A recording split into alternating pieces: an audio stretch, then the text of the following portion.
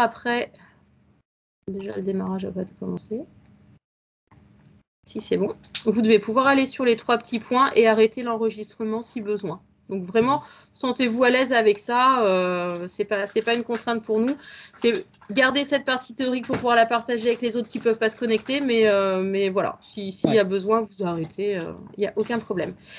Je vous laisse en compagnie d'Hélène. De toute façon, je reste un petit peu au bureau quelques temps. Donc s'il y a besoin, on se contacte. Mais voilà, je vous laisse ensemble pour passer un bon moment et pour partager ensemble. Merci. Bonne soirée, Sophie. À plus tard. Bonne soirée à toutes. Merci. Au revoir. Au revoir. Alors, juste en introduction, je vous dis, si jamais la connexion s'arrêtait, vous restez bien en ligne. Enfin, en tout cas, moi, je me reconnecte aussitôt. Si jamais j'ai un bug de connexion, je vous le dis tout de suite. Enfin, vous le verrez. Mais je me reconnecte aussitôt. Normalement, ça marche bien. Voilà, c'était juste pour introduire déjà la visio.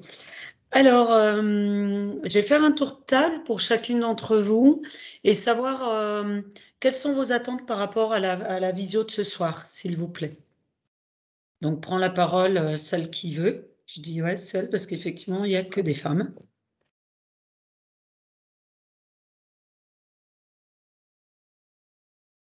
Bonsoir, Maëlle. Bonsoir. À la limite, je veux bien commencer. Ouais, allez-y. Moi, j'ai pas grand-chose à dire de toute façon, mais c'est juste que moi, je suis venue un peu par curiosité, parce que c'est vrai que ça fait longtemps que j'ai fait le test. Mais il y avait une ou deux questions dans le test qui m'avaient un peu, pas perturbée, mais que j'avais relevées, et je voulais savoir ce qu'elles pouvaient apporter. Et après, je sais pas trop combien de temps est censé durer la réunion, mais à 18h, il faut que je parte. Ok. Et, mais voilà, sinon, plus par curiosité, quoi. Ok, ça marche. Alors, moi, j'ai comme mission jusqu'à 19h30. Donc, je suis disponible pour chacune jusqu'à 19h30. Maintenant, c'est ce qu'on a vu avec Sophie, étant donné que vous êtes peu nombreux. Je vais pas parler pour parler. Donc, je vais plutôt échanger avec chacune d'entre vous et dans un ensemble. Et quand il n'y a plus de questions, il n'y a plus de questions. Voilà. Donc, à ce moment-là, si vous avez cet impératif, on peut aussi peut-être débuter par vos questions, mais en fonction des autres également. Voilà. Après, comme a dit Sophie, c'est enregistré. Si jamais, vous pourrez aussi prendre l'information par la suite. Du coup, vous voulez poser vos questions maintenant, Maëlle, ou plutôt après? Non, pas forcément, parce que ça m'intéresse aussi d'avoir les questions des autres. Donc, Ouais, pas forcément maintenant, tout de suite. Non, pas de souci. d'accord. Ok. Ok, très bien. Qui prend la parole?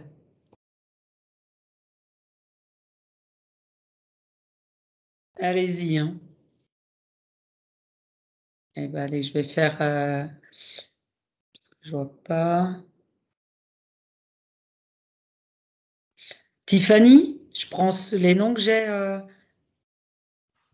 Oui, alors bonsoir. Moi, je suis là aussi par curiosité comme Maëlle, parce que j'ai fait le test également il y a longtemps, enfin au tout début. Ouais, Donc, je me souviens même plus de mes résultats pour être vraiment franche. Donc voilà, d'accord. c'était plus par curiosité. Ok. Voilà. Bon. Ok, très bien. On ira voir les tests. Ok. Lucie? Moi, je suis un peu dans le même cas que les autres. Je suis un peu par curiosité. Aussi, je pense que j'ai deux, trois questions par rapport à mon test, par rapport à des résultats un peu contradictoires. Et du coup, bah, c'était surtout pour ça. Ok. Alors, on regardera. Ouais. Super, merci. Emilia? Bonjour. Oui, du coup, pareil que les autres, je suis venue par curiosité. Je me demandais si des fois je crois que c'était le deuxième test, on pouvait pas un peu entre guillemets, le bugger. Ouais. Parce que, à un moment donné, j'ai dû répondre un truc un peu, entre guillemets, extrême à une question, et après, il me posait que des questions sur ça, je me rappelle, et j'ai essayé de refaire le test et j'avais pas réussi. D'accord. Ok. Alors, on va voir. Ouais, ça marche.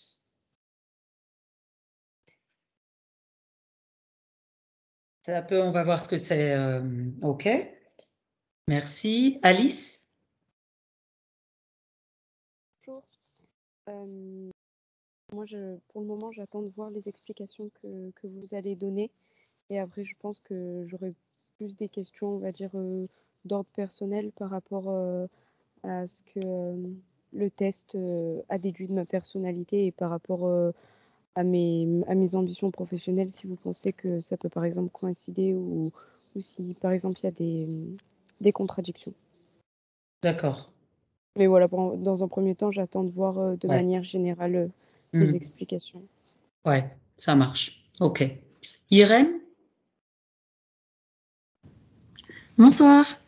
Bonsoir. Est-ce que vous m'entendez bien ou pas? Je trouve pas mes écouteurs. Très bien.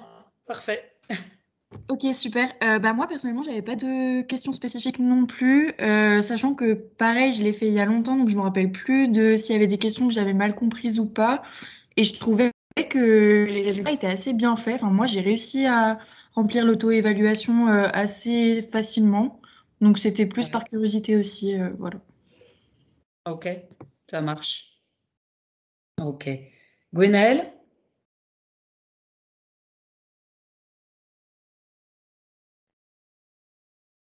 Ah, nous avons un homme qui est arrivé. Bonsoir Fabrice. Bonsoir. Alors, du coup, si Gwenaëlle. Alors, j'étais en train de demander à Gwenaëlle, donc je ne sais pas si vous êtes en ligne, Gwenaëlle.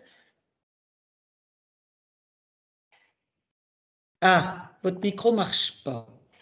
Ouais, je vous laisse écrire du coup ce que vous voulez dire, parfait. Et puis pendant ce temps, je vais donner la parole à. Ok, c'était plutôt comme Alice. Très bien, j'ai noté, donc on pourra répondre à vos questions, Alice. Alors Fabrice, donc bonsoir, moi je suis Hélène. Donc je suis là avec vous pour les tests de personnalité que vous avez pu passer sur Prismo. On va échanger de façon un peu générale sur ces tests. Et puis j'attends si vous avez des questions pour pouvoir y répondre.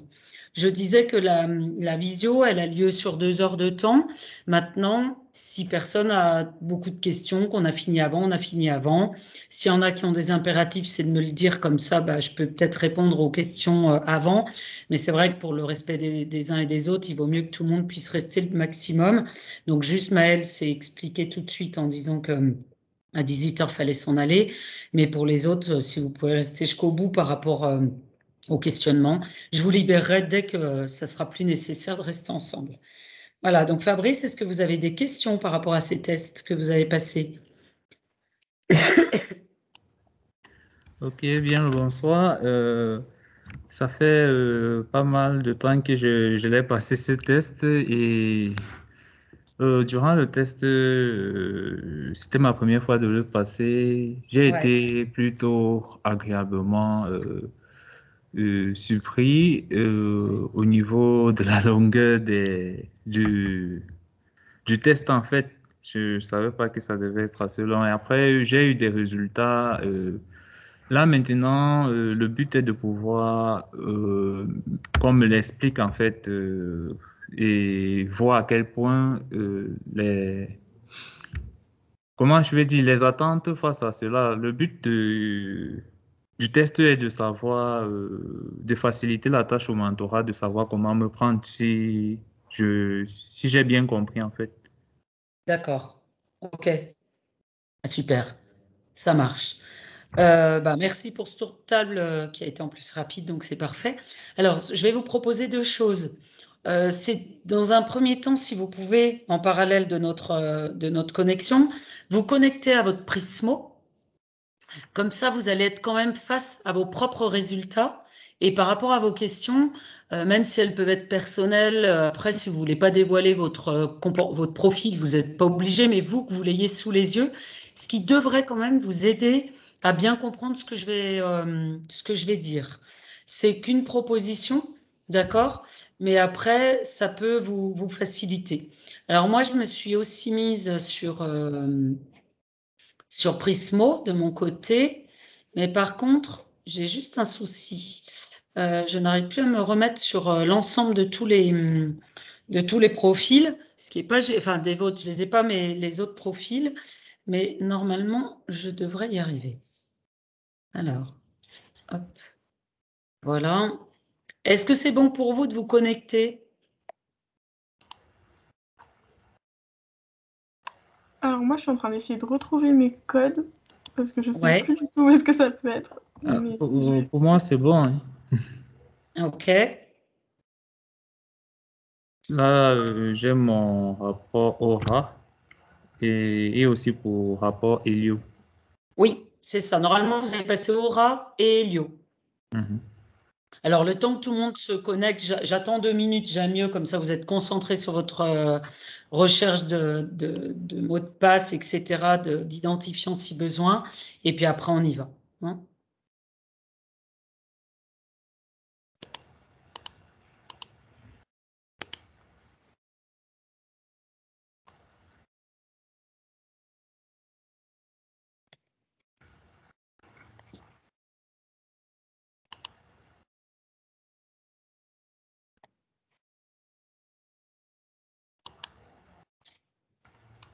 Alors, a priori, oui, on y est presque pour tout le monde.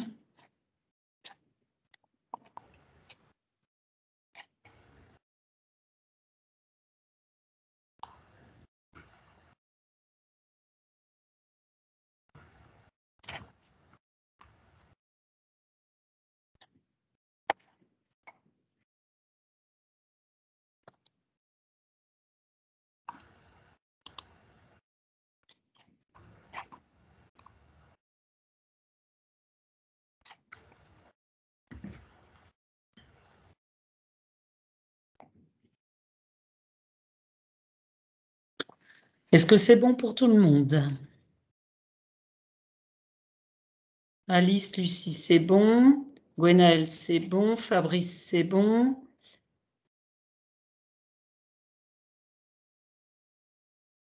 Irène, Tiffany, Emilia, oui, ok.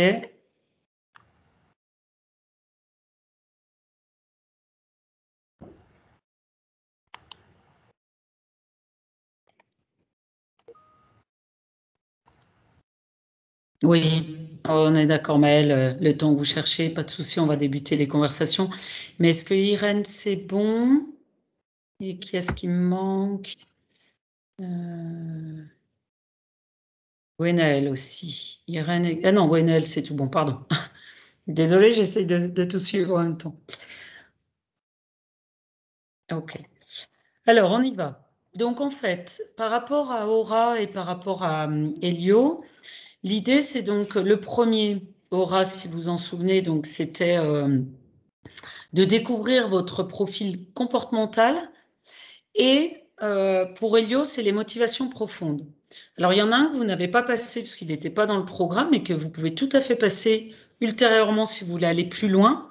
C'est le quark. Le quark, il va identifier vos compétences dites techniques. Une compétence technique, c'est vraiment ce que vous avez comme savoir-faire professionnel. Alors certains, des fois, me disent, mais nous, on est étudiants en initiale, on n'a pas de vraies compétences techniques. Si, vous en avez en fait. Vous en avez acquis, ne serait-ce que par vos hobbies, par vos centres d'intérêt, vous en avez acquis par des jobs d'été parfois. Enfin voilà, vous pouvez en avoir acquis beaucoup plus que vous ne pensez.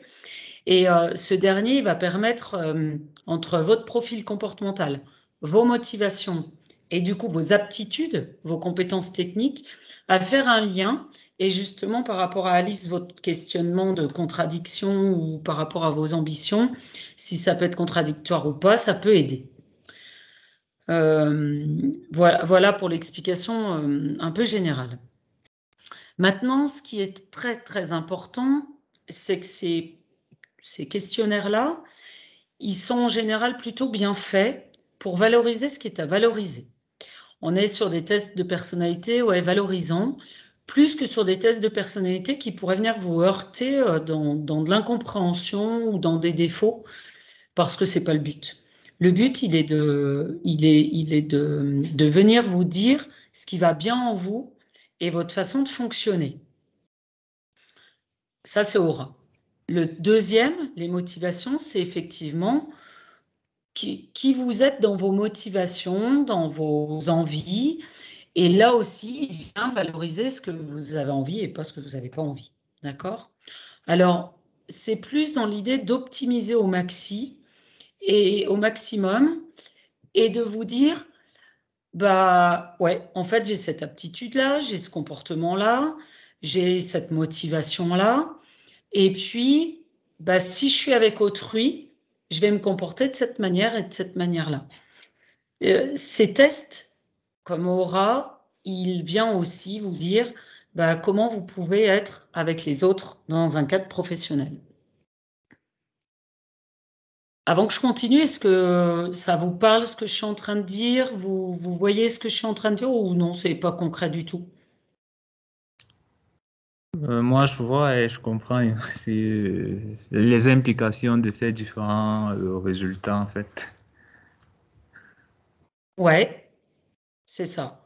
Donc, vous avez un profil type, pacificateur, animateur, il y en a plusieurs, mais vous pouvez après interagir avec les autres en fonction aussi de leur profil et ne pas coller en fait à votre propre profil. Ça, c'est une des leçons, je dirais, des tests de personnalité quand ils sont bien faits. Et là, pour Prismo, ils le font plutôt bien dans leur façon de fonctionner parce que il vient donner les différences. Il vient dire aussi, vous, ok, vous avez ce profil-là, et comment il faut que les gens fonctionnent avec vous. Donc, typiquement, dans une réunion de travail, par exemple, si les autres sont un peu à côté avec votre fonctionnement ou dans un binôme, vous pouvez un peu exprimer vos besoins en disant, mais en fait, moi, voilà, j'ai besoin que tu me clarifies ça, par exemple, parce que c'est mon fonctionnement. Alors, on ne vous demande pas de raconter votre profil, mais c'est ça, l'air de rien. Et vous, de comprendre ce que d'autres peuvent être.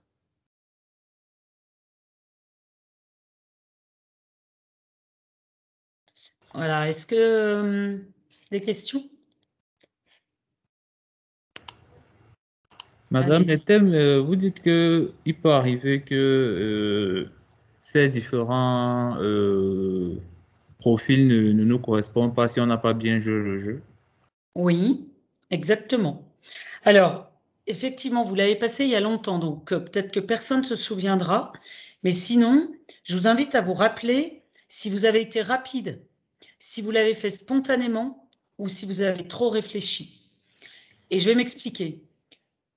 Quels que soient les tests de personnalité que vous pourrez passer dans votre vie, si vous en passez d'autres parce que vous êtes curieux de ça, toujours la rapidité, jamais trop de réflexion.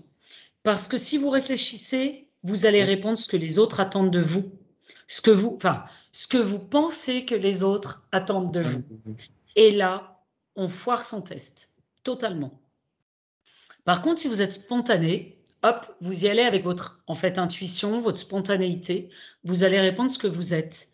Et après, normalement, vous devez être plutôt, pour ce test-là en tout cas, Prismo, parce qu'il y a d'autres tests où c'est plus complexe.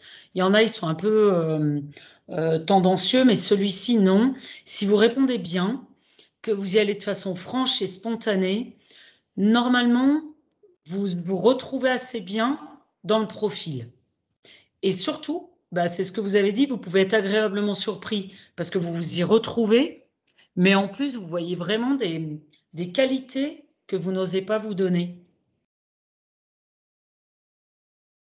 Est-ce que ça vous parle les uns et les autres ou pas du tout? Ouais. Oui. Beaucoup. Oui. Ok. Donc la plupart, vous vous souvenez avoir répondu plutôt spontanément et ça correspond à votre profil. Moi, oui. Des Oui. fois, il y a des questions qu'on on ne s'était jamais posées et du coup, on peut prendre un moment de réflexion et dire que, ah ouais. Oui. Après, il ne faut pas que ça dépasse, j'oserais dire, alors comme ça paraît nul ma réponse, mais les 30 secondes. Si vous mettez 1 minute, 1 minute 30, 2 minutes à réfléchir, je comprends ce que vous dites, Fabrice.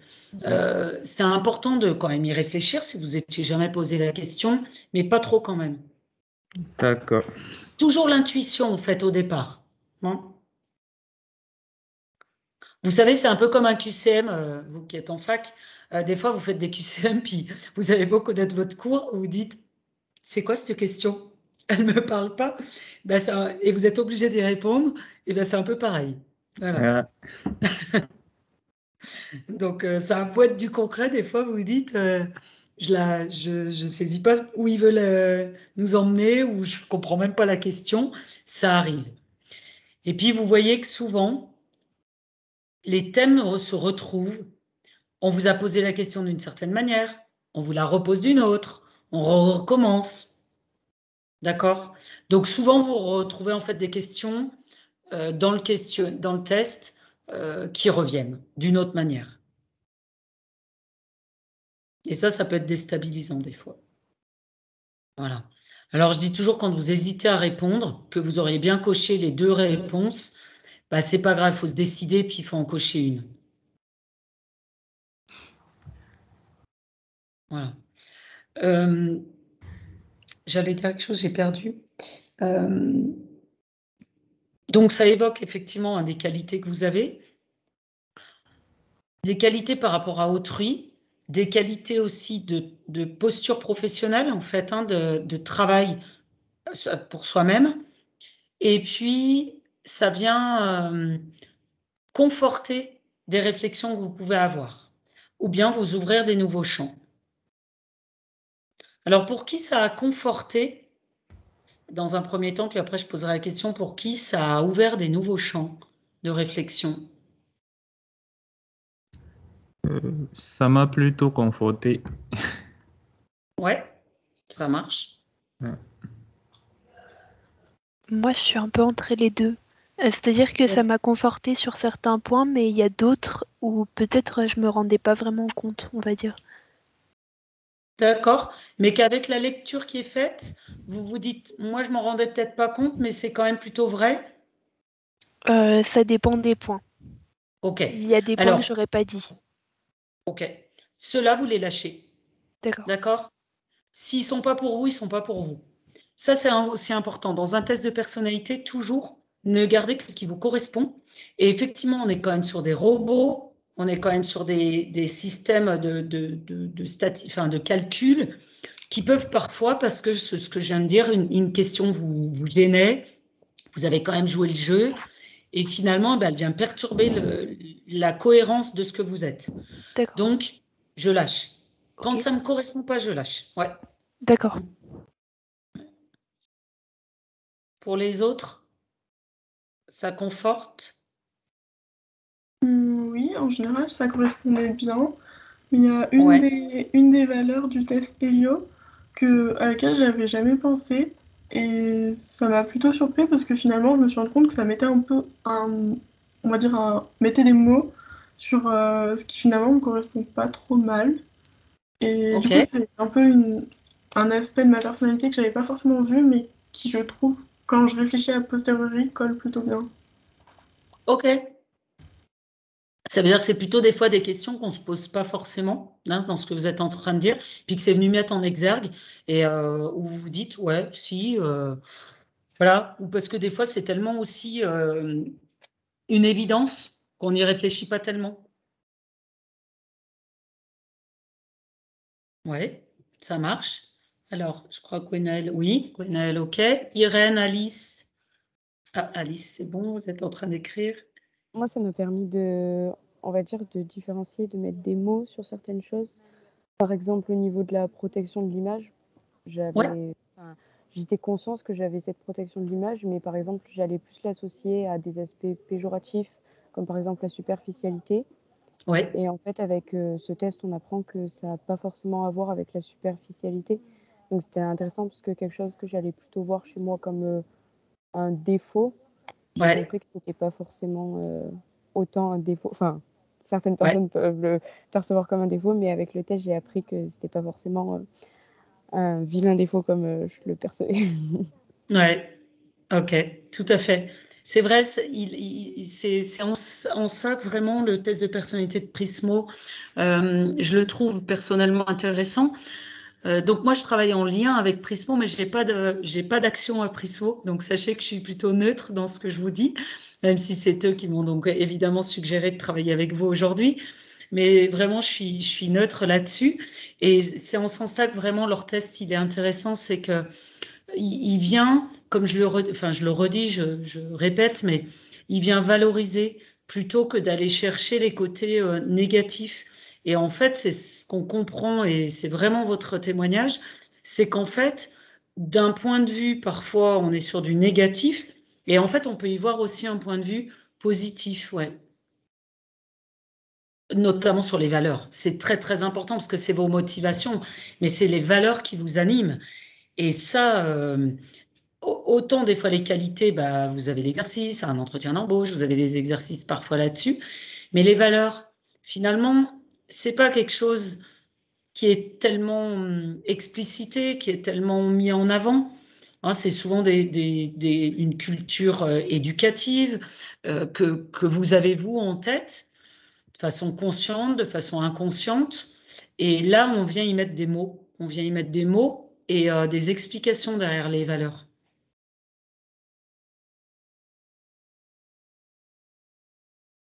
Et du coup, c'est pareil, ça va vous aider pour travailler avec autrui, pour travailler bon, et puis pour plus largement, pour interagir avec les autres. Ouais. Maëlle, c'est vous qui deviez partir, je crois. Hein. Est-ce qu'avant que vous partiez, vous voulez poser une question ou faire un commentaire? Si, il y avait une des questions. Là, c'était pour le test Prismo. Ouais. Du coup. Je Oui. savais pas trop quoi en penser. Sa question, enfin, ça demandait est-ce qu'on n'aime pas beaucoup ou beaucoup appeler les gens par leur nom de famille? Et en fait, c'est quelque chose qui m'avait déjà, on va dire, enfin, que j'avais remarqué, que ça m'était arrivé, enfin, ça m'était arrivé, on dirait que c'est mal, mais au lycée, j'avais plusieurs des gens de ma classe qui m'appelaient par mon nom de famille de temps en temps. Enfin, c'était toujours les mêmes, en fait. C'était un ou deux garçons, je sais plus. Et je sais que ça me plaisait pas. Et que j'avais essayé quelques fois de les appeler par leur nom de famille aussi, mais que j'aimais pas du tout faire ça me plaisait pas. Et du coup, je sais pas quoi en penser, parce que du coup, j'ai répondu que j'aimais pas faire ça. Mais je sais pas quoi penser de cette question et je sais pas ce que c'est censé vouloir dire. Enfin, ce que ça peut vouloir dire. Alors, juste pour la précision de votre exemple à vous, c'était genre, donc je vais me permettre de le dire, mais il vous appelait Bidot ou Madame ou Mademoiselle Bidot? Non, c'était... Alors, c'est vrai que ça dépendait des personnes. Mais en général, c'était Bidot. Ouais, voilà. Mais c'était probablement un peu moqueur, mais Oui. voire très moqueur, mais Alors, je pense que ça rentrait dans le cadre du fait que j'étais la première de la classe et je sais pas trop quoi en penser. Ça peut, alors, des fois, là aussi, c'est des cultures éducatives parfois, mais le nom de famille tout seul, c'est très péjoratif. On est bien, enfin, les autres, vous me direz ce que vous en pensez, mais en tout cas, être appelé par son nom de famille, c'est plutôt péjoratif, c'est plutôt, effectivement, vous l'avez dit, moqueur pour des raisons X ou Y, ou bien c'est dans des domaines où les gens se distancent, d'accord? Ils prennent de la distance. Maintenant, appeler quelqu'un avec l'attribution madame, mademoiselle ou monsieur, et puis votre nom de famille, ça peut être à l'inverse très respectueux. Au lieu de dire bonjour tout court, ou bonjour mademoiselle, ou bonjour monsieur, bonjour madame, vous avez des personnes qui vont dire bonjour mademoiselle Bidot, bonjour monsieur Durand, d'accord? Là, on est sur, au contraire, du respect, du grand respect. Et respect ou mise en distance. Ok, mais la question du coup, est-ce que c'était appeler les gens par leur nom de famille en disant Bidot par exemple, ou madame ou monsieur trucmuche? Je saurais pas répondre. J'oserais dire que c'est plutôt par quand même avec l'attribution et le nom. Je vois pas l'intérêt qui poserait la question de que par le nom de famille, parce que c'est pas quelque chose qui est quand même très correct au départ. Donc je pense que c'est plutôt avec le madame, mademoiselle, monsieur. Et là, c'est pour savoir si en fait vous êtes plutôt sur la distance professionnelle, hein, mais une juste distance, ou si vous êtes plutôt à parler avec les gens avec leur prénom et puis à facilement tutoyer ou vous voyez. Typiquement, vous voyez, moi je vous ai tout de suite appelé tous par vos prénoms, j'ai oublié de le présenter d'ailleurs au départ, et à l'inverse, je me suis présentée avec mon prénom et je vous vois. Pour autant, j'appelle les gens par leur prénom et j'aime que les gens m'appellent par mon prénom. Je trouve que c'est quand même plus convivial, mais tout en respectant en fait le vouvoiement de départ. Voilà. Ok, bon, c'était plus à prendre dans... Oui, c'est plus logique que la question soit dans ce sens-là. Je pense. Par contre, je comprends tout à fait, sans que ce soit un trauma, mais que c'est pu être plus que désagréable. Et après, des fois, ça vaut le coup de poser la question aux gens quand ils vous appellent que par votre nom de famille. Et qu'est-ce qui fait que... Mais il me semble Voilà. que j'avais posé la question Ouais. une fois et Ouais. que bah, c'était mon voisin de classe de toute façon. Mm. Et il m'avait juste répondu, bah j'aime bien, c'est comme ça. Ouais. Mais c'est vrai, ça peut. Et vous savez, dans des films d'éducation, enfin où il y a les profs, etc. Vous, bon, vous revoyez quand vous voyez des films, des fois c'est comme ça que les profs appellent leurs élèves. Bido, tableau, Durand, voilà. Malheureusement, mais donc parfois l'oreille l'a entendu et ça pose pas de souci. Oui, aussi. Voilà. Donc toujours quand vous avez une interrogation, et là c'est de façon plus générale pour toute question que vous pourriez avoir, et je répondrai à bonsoir Océane. Très bien, eh ben, soyez la bienvenue.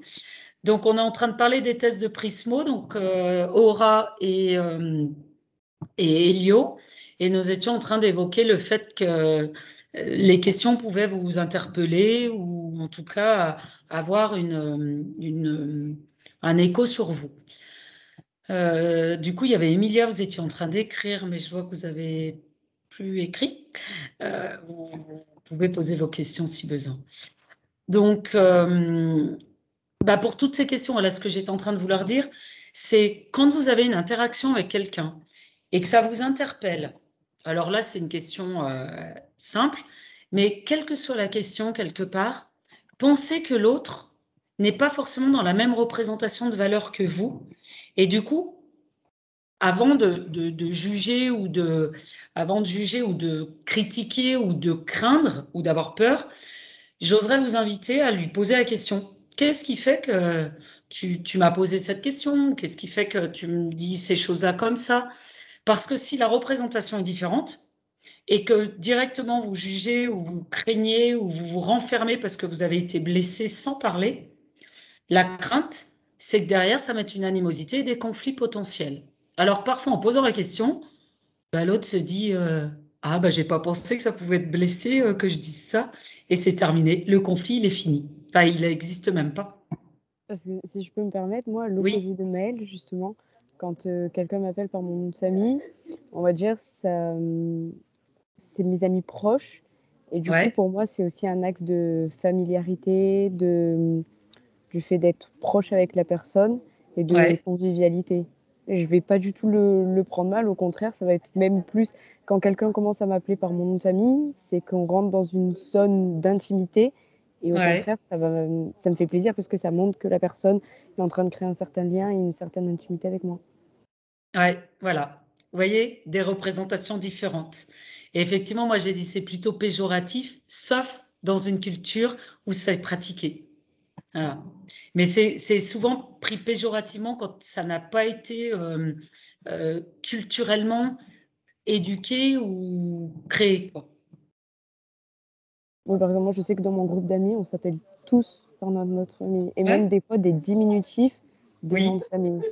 oui, oui, oui, ouais, d'accord.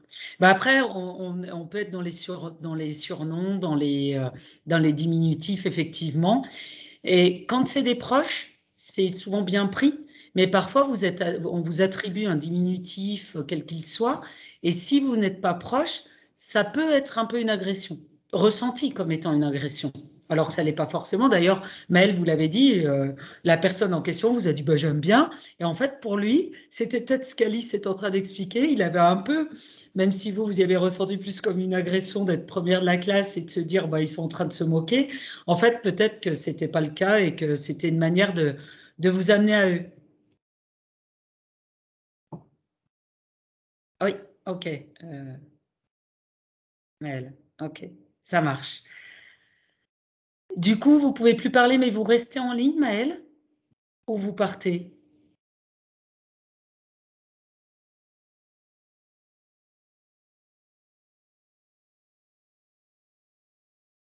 D'accord, ok, super, très bien. Eh ben, on continue. Est-ce qu'il y a des... Alors, Océane, est-ce que ça va? Vous êtes perdue? Bonjour, oui, encore désolée de mon retard. Non, pour l'instant, ça va, je ne suis pas encore perdue. Je voulais juste savoir de quoi vous avez parlé pour l'instant. Ouais. Donc, bah, du coup, alors, j'ai expliqué que Aura et Elio étaient donc des tests complémentaires. Le Aura était vraiment sur votre profil comportemental. Elio était sur vos motivations et valeurs. Et l'un comme l'autre, l'idée, c'est de valoriser ce qui est valorisable chez vous. Normalement, si vous l'avez rempli de façon assez intuitive et assez spontanée, il doit plutôt correspondre à ce que vous êtes. Maintenant, s'il y a beaucoup de contradictions ou quoi, c'est peut-être que vous avez pris trop de temps à réfléchir. Et en général, un test de personnalité doit être assez speed, en fait, pour qu'il soit opérationnel. Oui. Et puis, il peut y avoir des choses dans tous les cas où vous vous dites, non, mais ça, c'est pas moi du tout, je sais pas où ils sont allés le chercher. Et ben, vous le mettez de côté. Vous y fiez pas. Hein, vous prenez ce qui vous parle positivement et vous laissez de côté ce qui ne parle pas. D'accord, pas de souci. Voilà. Donc, vous avez vu, hein, il y a planificateur, pilote, entraîneur, animateur, pacificateur, conseiller, protecteur, analyste. J'ai tout fait dans le masculin. On est bien d'accord que c'est la même chose pour le féminin. Donc, il y a ces profils-là avec une tendance naturelle et une tendance dite adaptée. Ici, pourquoi il y a des tendances naturelles et adaptées? Parce que là, ça a été évoqué sur plutôt l'aspect pro et l'aspect interaction avec autrui. Et souvent, j'adapte ma posture à ma profession et à mon contexte professionnel. Voilà. Une dernière chose, enfin pas une dernière, mais une autre info que je voulais à tout prix dire, c'est aussi, vous avez rempli ce questionnaire à un instant T, il n'est valable qu'à cet instant T. Alors, dans les mois qui peuvent suivre, il peut l'être encore. Mais dans les années, surtout, vous verrez, vous pouvez le repasser, ça évolue. Ça peut évoluer. Ça évolue parce qu'il y a des facteurs qui viennent faire évoluer. Vous mûrissez vos réflexions, vous mûrissez vos valeurs, vous mûrissez vos qualités du fait d'avoir soit des études, soit après un travail professionnel qui vient vous faire vous adapter. Et donc, ça va se modifier dans le temps. Donc, c'est très important de se dire que c'est vraiment une image à un moment donné et en aucun cas quelque chose que vous serez à vie. D'accord? On est sur du comportemental et on n'est pas sur de l'inné. On est sur de l'acquis. C'est bien ce qui est dit. Profil comportemental. Je ne me mets pas une case. Hein. Je me retire de ces cases qu'on a pu parfois mettre depuis toujours à l'école, par exemple. Hein. Je parle de l'école, même si elle a évidemment plein de choses positives, y compris la fac, etc. Mais parfois, les éducateurs, les profs, les parents mettent un adjectif sur soi, et du coup, j'entre dans cette case-là.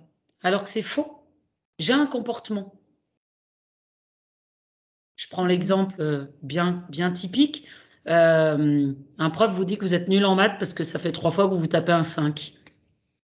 Et il vous dit, franchement, tu comprends rien, t'es vraiment nul, quoi. Ou il va falloir faire des efforts, il va falloir bosser. Alors que vous avez bossé 3 heures la veille, pour vous taper un 5, ça vous mine beaucoup. Et bien là, en fait, c'est de se dire, non, j'ai 5 sur 20, là, tout de suite, il a raison, j'ai rien compris. Maintenant, qu'est-ce que je fais pour comprendre? Et qu'est-ce que je fais pour passer à 8, puis à 10, puis à 12?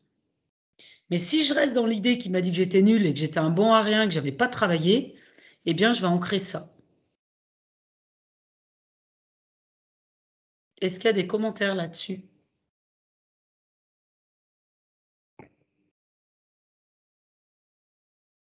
Non? Moi, justement, j'avais pensé exactement comme vous. Parce que, par exemple, moi, dans mon cas personnel, toute ma scolarité, j'ai eu énormément de mots dans les carnets parce que j'étais trop bavarde.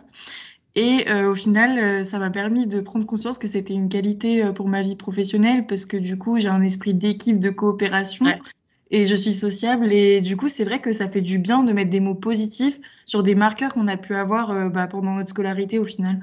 ouais, ouais, super. Merci parce que c'est vraiment, vraiment ça.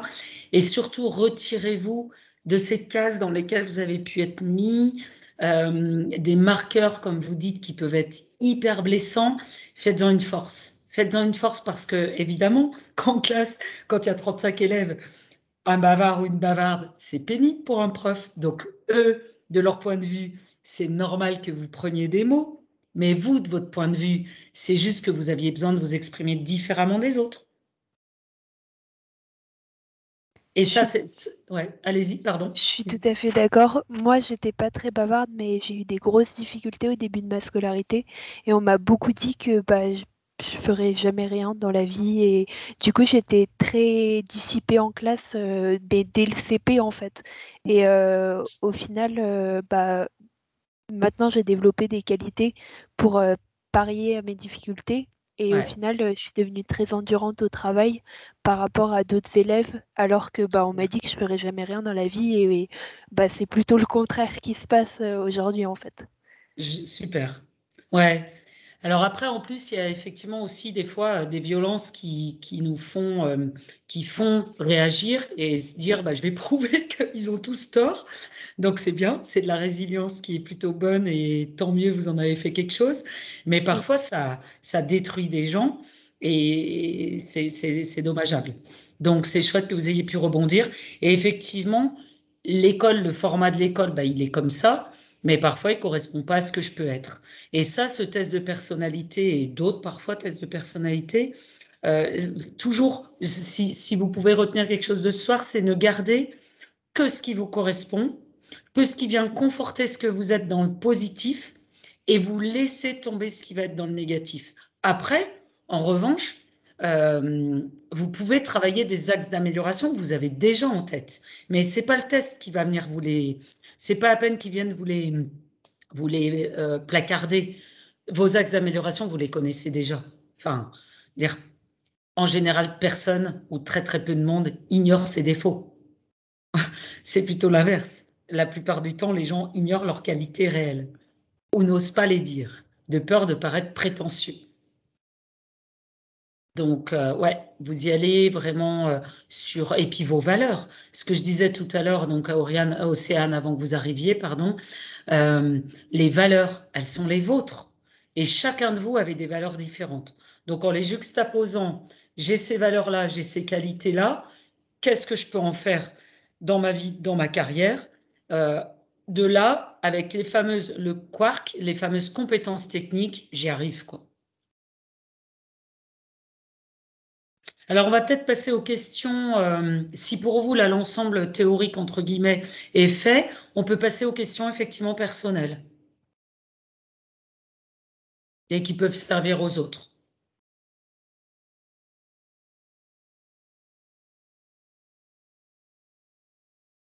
Alors, moi, de ce que j'ai Moi, j'avais une noté... Oui, question. oui, S'il y a une autre allez-y. personne qui veut prendre la parole, je sais pas. Enfin, j'ai mon temps, donc s'il y a peut-être des personnes qui ont des questions personnelles et qui veulent partir plus tôt. Mais par exemple, Ouais. ça m'a sorti planificatrice. Oui. Et je sais que plus tard, j'aimerais par exemple travailler dans tout ce qui est milieu de la défense et armée. Donc au départ, Super. ça correspond, sauf qu'après, par exemple, je vois qu'il y a marqué conformité. Je suis entre la conformité et la dominance. Ouais. Parce que du coup, on va dire, au premier abord, l'aspect planificateur peut correspondre avec ces milieux-là. Mais après, quand je lis entre les lignes pour conformité et dominance, j'ai l'impression que ça peut poser aussi beaucoup de problèmes, comme par exemple, j'avais lu, par exemple, le côté extraverti, ou de manière autoritaire, alors que par exemple, dans l'armée, c'est pas forcément. Il faut être plus dans le fait d'accepter la dominance plutôt que dominer d'une manière générale. Ça dépend le poste que vous occuperez. Oui, mais ce que je veux dire, c'est qu'à n'importe quel poste, il y a toujours des échelons supérieurs Ouais. et il faut toujours être dans cette vision plus du fait d'être dominé plutôt que la dominance. Ouais. Alors, j'entends et pour moi, ça n'est pas contradictoire. Simplement, vous allez adapter normalement. Après, il se peut que l'expérience fasse, et ça, il n'y a que l'expérience qui peut vous permettre de. Enfin, moi, vous allez voir, hein, pour chacun de vous, je vais quand même dire si c'est un objectif que vous avez, que vous en connaissez, que vous avez fait en fait un peu l'écrit de vos besoins et de vos envies par rapport à ça, de vos vraies motivations là pour le coup, en dehors des valeurs, mais oui, il y a vos valeurs, il y a votre comportement. Maintenant, je vous invite à faire vos motivations. Qu'est-ce qui fait que vous avez envie d'aller là-dedans? Alors, en toute logique, vous devriez adapter des points qui peuvent être un peu forts chez vous à ce qui vous est donné. Parce qu'en même temps, vous avez la conformité. La conformité, c'est le conforme, c'est enfin, celui qui va être dans la conformité, il va agir en réfléchissant, normalement. Donc, si vous avez une personne, alors, effectivement, il peut réagir aussi assez mal à l'autorité. Mais en même temps, quand il y a de la dominance, vous pouvez agir avec autorité. Autorité ne veut pas dire autoritarisme. Il ne faut pas confondre. L'autorité va s'approprier plus à de la fermeté, à une manière assez directe de dire. En étant extraverti, ça va vous permettre de pouvoir le faire, parce que si vous êtes introverti, vous aurez peut-être du mal à être ferme et autoritaire. Dans l'armée, pour moi, on n'est pas contradictoire avec de l'autorité, pas avec de l'autoritarisme, hein, mais avec de l'autorité. Et vu que vous réfléchissez en parallèle, ça devrait plutôt être une bonne composition. Maintenant, effectivement, vous pouvez avoir des échelons au-dessus de vous, avoir du mal avec cette autorité-là. Eh bien, en faisant l'expérience, vous verrez que peut-être, effectivement, ça ne vous correspond pas tant que ça. Mais j'oserais dire, il n'y a qu'en faisant l'essai. Et comme le comportement s'adapte, soit vous allez vous adapter, vous serez bien, soit vous allez ce qu'on appelle se suradapter. Là, je parle pour tout le monde. Il y a l'adaptation et la suradaptation. Alors, je crie gare à la suradaptation. Le jour où vous sentez que vous êtes mal avec comment vous devez vous comporter et que vous devez tout le temps réfréner votre façon de fonctionner, partez. Quel que soit le job que vous faites, faites un choix et renoncez à ce poste-là. Parce que sinon, vous allez être ce qu'on appelle donc en suradaptation et la suradaptation entraîne le burn-out. Par contre, l'adaptation, c'est quelque chose de favorable. On se conforme, on se plie à certaines règles d'un travail. Donc, ce n'est pas antinomique ce que vous me dites. Est-ce que ça répond à votre question? Oui, parfait. Merci. Ouais. Donc, pour moi, vous pouvez y aller. Dans ce qui vous est dit, si c'est vraiment votre envie, vous pouvez y aller. Vous allez savoir gérer. Vous allez savoir gérer entre vous-même, gérer une équipe et être géré, mais peut-être que c'est ce qu'il vous faut. Je pense que par rapport à ce que vous venez de me dire, même si on ne se connaît pas, je ne veux pas aller trop vite, hein, vous verrez si ça vous fait écho. Mais je pense que dans ce cas-là, vous allez avoir besoin vous-même de diriger.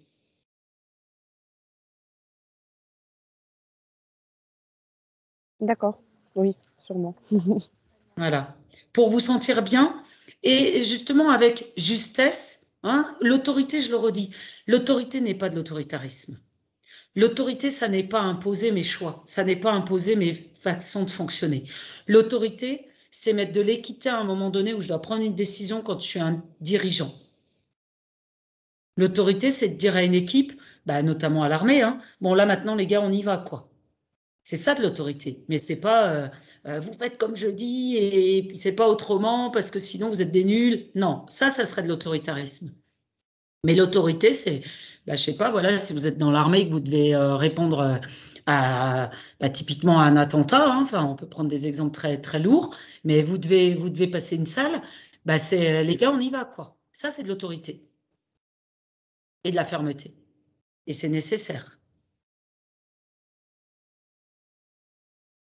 Voilà. Et l'extraverti, c'est pas contradictoire. Attention, il ne faut pas confondre extraverti et extravagant.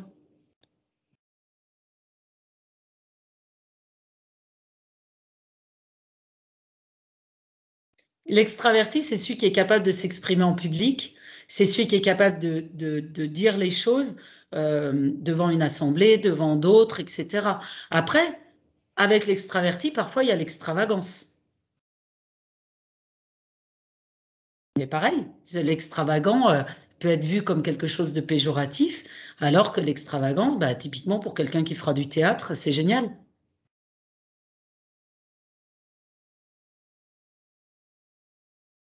Voilà. D'autres questions?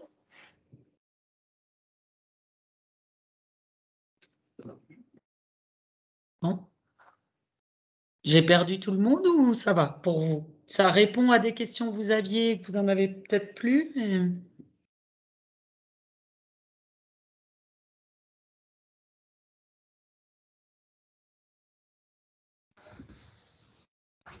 Madame, Oui.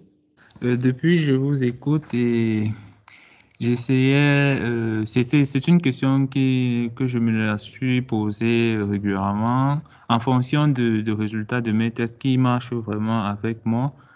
Et je me disais si à un moment donné, ça va pas plutôt me porter préjudice, quoi. Si à un moment donné, je ne dois pas essayer de gagner plutôt d'autres valeurs, quoi. Alors, qu'est-ce que vous voulez dire Parce que, par exemple, au niveau de l'altruisme, Oui. euh, à un moment donné, souvent on dit trop bon, trop con, des trucs comme ceci, peut-être ça ne doit pas cadrer avec la politique de l'entreprise, je dois faire des choses que non, peut-être je vais être vouloir trop aider les autres que moi-même, ou alors je vais trop tolérer des choses et à un moment donné, il me disait que est-ce que ce sera positif? Et en même temps, quand vous avez parlé qu'il faut essayer de fuir la sur-adaptation, je me dis que peut-être je vais me vouloir m'adapter. Et ça ne fait que résonner dans ma tête là et je demande souvent comment je dois gérer. Est-ce en fonction de la situation quand je veux me trouver que je vais essayer de m'adapter ou alors il faudrait prendre des résolutions dès maintenant ou c'est plutôt pas ferme? Je pense que là, c'est en train de travailler en vous, effectivement. Vous allez pouvoir y répondre au fur et à mesure des avancées. Mais en tout cas, vous vous posez les bonnes questions. Vous allez voir que tant que vous êtes dans l'adaptation, ça marchera. Pour moi, ça n'existe. Alors, même si vous avez raison quand même, hein, mais trop bon, trop con, comme on dit le dicton, c'est vrai, mais comme le reste. C'est-à-dire que c'est vrai selon où vous êtes. Si, parce que vous êtes trop bon, on vous prend pour un... Enfin, je reste dans la vulgarité, mais si, parce que vous êtes trop bon, on vous prend pour un con, vous n'avez rien à faire là, pour moi. Autant partir et du coup donner ces valeurs de bonté et de générosité, de vouloir entraider les autres, de vouloir dans un métier qui vous correspond ou en tout cas dans une entreprise qui vous correspond. D'accord. Mais souvent faire ce choix est difficile. Alors, en quoi est-il difficile ce choix? Euh, Par exemple, savoir que on compte sur toi ou peut-être tu dis que c'est peut-être le meilleur endroit et que tu ne pourras pas trouver un autre comme ceci dans le doute, dans ne pas savoir ce qui t'est destiné devant. C'est un peu tout ça que je me pose. Peut-être je ne les ai pas bien compris, peut-être j'avais quelque chose à changer.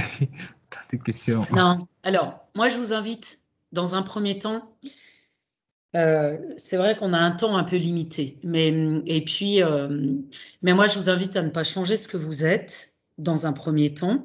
Ça, c'est une valeur pour vous. Si j'entends bien ce que vous êtes en train de me dire, pour moi, c'est une valeur à vous. C'est pas de l'inné ou de l'acquis. Vous êtes pour vous, aider les autres, entraider, avoir un esprit d'équipe, ça fait partie de votre valeur. Alors, et puis Maëlle vous a répondu, c'est intéressant ce que Maëlle vous a dit et je rejoins ce qu'elle vous dit. Enfin, moi, je valide aussi ce que vous avez pu écrire, Maëlle. La seule difficulté, c'est effectivement savoir dire non. Dans ce que j'entends, il y a Exact. est-ce que je veux donner, est-ce que c'est de moi-même que je rends le service ou en fait je le rends parce qu'on vient me chercher dans ma faille. Et là, c'est différent. Si c'est vous qui vous dites, tiens, un tel, elle a besoin de moi, je la vois en difficulté, de moi-même, je lui propose mon aide. Ça, c'est OK. Pour moi, vous n'êtes pas trop bon, trop con. Par contre, telle personne est en difficulté et vient vous dire, ah, Fabrice, comme tu es toujours à aider, est-ce que tu pourrais m'aider? Est-ce que tu pourrais faire ça? Là, c'est de dire non si ça vous met en difficulté. Et ça s'apprend, de savoir dire non. J'ai des problèmes à dire non. Comment? J'ai des soucis à dire non. Ouais, je l'entends. Je l'ai bien compris quand vous avez fait votre explication. Pour moi, il y a deux choses différentes. Il y a votre générosité, votre envie d'aider, et il y a du coup, ce que les autres se servent. Et là, ça devient une faille. Donc, pour pouvoir dire non, c'est simple. Vous pouvez aussi aller voir des choses sur Internet, mais vous verrez, dire non, c'est si je dis non, ça fait quoi en moi? Qu'est-ce que ça vient jouer en moi? Si c'est ah, mais je vais être passé pour le méchant, vous oubliez, vous dites non. Si c'est non, mais ouais, je peux le faire, alors ok, vous pouvez dire oui. Mais si c'est non, mais en fait, concrètement, moi j'ai ça déjà de travail, et là, si je fais ça, mais ça va me rajouter ça. Non, alors sachez dire non. Apprenez à dire non, c'est très important. Et ça ne vous enlèvera pas votre générosité.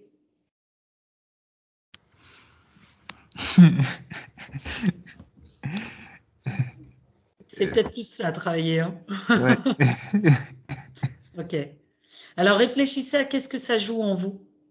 Est-ce que, je vais le dire après, je fais beaucoup d'écho avec parfois les cultures et les éducations.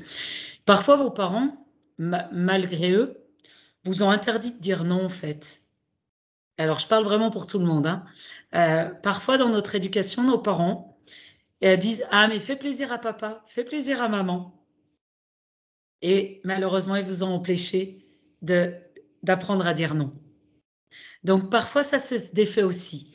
Eux, ils ont joué avec ce qu'ils sont. Ils n'ont pas voulu mal faire. Mais comme ils vous ont interpellé à toujours faire plaisir à l'autre, vous pensez que si vous dites non, vous ne ferez pas plaisir. Et professionnellement, en tout cas, même dans la vie de tous les jours, mais en tout cas professionnellement, il est important de savoir dire non. Et vous gagnerez à être respecté en disant non. Wow, merci. Je sais que ça peut remuer, hein, mais n'en voulez pas à vos parents, si c'est le cas, qui vous ont appris comme ça. C'est pas de leur faute, ils l'ont fait avec ce qu'ils étaient. Mais apprenez à défaire ça. D'accord. Je vais mettre beaucoup plus d'accent dessus, c'est important. Ouais, c'est important. Alors, allez-y par des petits points. Vous prenez quelque chose qui n'a quasiment aucun impact si vous dites non. Sinon, vous allez être trop mal. Hein. Les uns ou les autres, si vous ne savez pas dire non, le premier non que vous devez dire, il doit être sur un enjeu ultra mineur. Je ne sais pas, par exemple, je vais donner un exemple bateau, hein, mais vous êtes à table, vous avez bien mangé, et là, on vous dit, resserre-toi. Allez, si, tu as faim, je suis sûre que tu as faim, reprends-en. Et d'habitude, vous diriez, bon, bah d'accord. Et là, vous dites non. Ah, l'enjeu, il est faible, hein, normalement. Ouais. Mais on peut blesser celle qui est devant.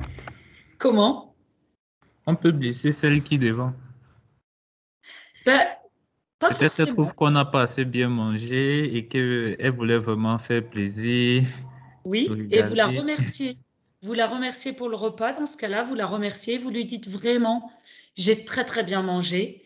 Et là, vous voyez, c'est votre peur qui entre en jeu. Peur de ne pas faire plaisir. Et ben, c'est typiquement cet enjeu-là, c'est de lui dire merci, c'était super bon, j'en peux plus, juste j'ai suffisamment mangé. Après, si elle vous dit non, c'est pas vrai, c'est sa perception. Renvoyez la personne à lui dire écoute, pour toi, j'ai pas assez mangé, je te le dis sincèrement, j'ai assez mangé, merci. Je peux prendre à emporter. Ouais, très bien. Ben voilà. Ouais, super. Une excellente réponse qui fâchera pas l'autre et qui fera que. Ouais. Pour ce genre d'enjeu, n'emmenez pas du boulot des collègues chez vous pour ne pas dire non, hein. D'accord? Ne faites pas de D'accord. l'emporter. Mais l'exemple est bon. L'exemple est bon Ouais, par exact. rapport à un repas, c'est très bon. Mais ne copiez-collez pas à du boulot, hein. Là, c'est terrible. D'accord.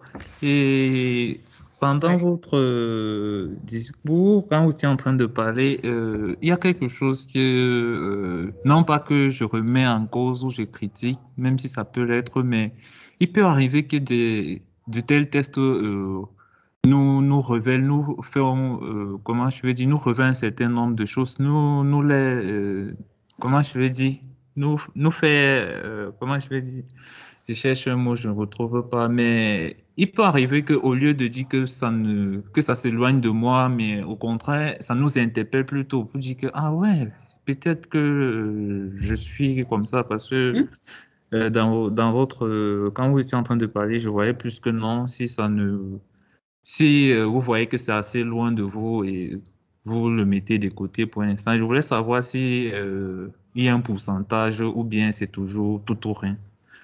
Non, alors vous avez raison. Peut-être j'ai été trop euh, un, un peu carré. Quand je disais vous laissez, c'est si ça vous heurte et que vous vous dites vraiment, ça me parle pas, c'est trop loin de moi. Alors soit c'est parce que c'est en train de finalement vous interpeller, mais vous en avez pas envie. Ça veut dire que c'est pas le moment. Si par contre vous décidez de le regarder sous un autre œil et vous dire tiens c'est bizarre, ça ne me correspond pas, je crois, mais je vais prendre le temps de la réflexion. Alors oui, vous pouvez y regarder. Hein, je n'ai pas de stats ou de pourcentage d'échecs. Comme je vous l'ai dit, ça va dépendre aussi de votre spontanéité à y avoir répondu. D'accord. Mais effectivement, il y a deux regards possibles. Soit je me dis, tiens, il vient de m'interpeller sur quelque chose que je n'avais pas pensé. Et là, vous y réfléchissez un peu. Vous dites, tiens, effectivement, je refoule peut-être ce point-là, mais en fait, il me parle. Ou bien vous vous dites, non, c'est à côté, parce que c'est à côté, je ne vois pas. Et auquel cas, vous passez votre chemin. Peut-être que plus tard, vous retrouverez ce raisonnement-là. D'accord, c'est plus clair. Ouais, c'est plus clair. Mm. Pour les autres, oui, Gwenaëlle, on vous laisse écrire tranquillement. Qu'est-ce qu'il y avait d'autre? Irène, vous n'aviez pas de questions. Les résultats étaient plutôt en harmonie avec ce que avec ce que vous pensiez. Est-ce que du coup, depuis, avec les échanges, ça continue de conforter ou vous auriez des commentaires qui vont... J'ai pas de science infuse, hein, donc vous pouvez aussi avoir des commentaires qui vont à contre-courant de ce que je viens de dire, hein. Moi, personnellement, c'est tout bon. Juste, j'avais une question par pure curiosité. C'est quoi votre formation? Vous avez fait de la psychologie? Oui, Ok, super. Et vous avez fait un master, du coup, oui, là-dedans aussi. Ok, d'accord. ouais, Merci beaucoup. ouais, avec plaisir. Après, j'ai fait de la direction de service, enfin, pour dire un petit peu, du coup, comme ça laisse le temps à Gwenaëlle de répondre. Mais j'ai fait un master, mais je suis pas allée, à l'époque, c'était le DESS, mais je suis allée, jusqu'en maîtrise. J'ai fait une maîtrise de psycho des organisations et une psycho du travail, avec une licence qui, elle, était aussi bien portée sur la psychosociale que la psychoclinique, donc l'étude des diagnostics, des pathologies. Et après, voilà, je me suis dirigée plutôt sur le monde du travail. Voilà, et puis après, j'ai fait de la direction de service, de la gestion de service, jusqu'au jour où j'ai décidé de passer formatrice. Donc maintenant, il y a 5 ans que je suis formatrice et consultante en analyse de la pratique professionnelle. Alors ça, en général, ça parle à personne, mais l'analyse de la pratique professionnelle, c'est on met une équipe de personnes qui sont des homologues, donc ils font tous le même métier, et je travaille avec eux sur la résolution de solutions par eux-mêmes. Je viens parfois apporter des billes, des conseils, mais autrement, ils apportent leurs solutions par la réflexion entre eux. Voilà, je ne sais pas si c'était un peu les questions, peut-être que je suis allée plus loin que votre propre question, mais voilà. Alors, Gwenaëlle,